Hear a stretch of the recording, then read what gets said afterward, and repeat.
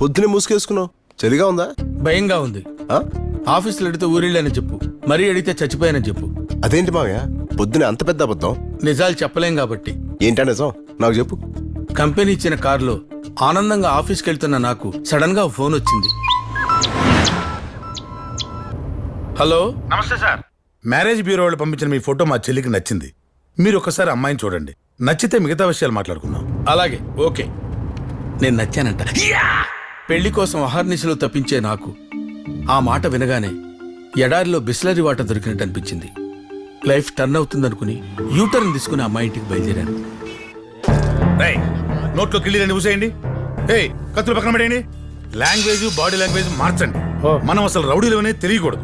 బావగారు software engineer, మనం కూడా సాఫ్ట్ గా ఉండాలి. అర్థమైందా? ఈ హెయిర్ స్టైల్ చూడవే ఎంత బాగుందో. Curly hair. శోభన్ బాబులా ఉన్నాడు కదా. ఫోటోలోనే ఇంత బాగుంటే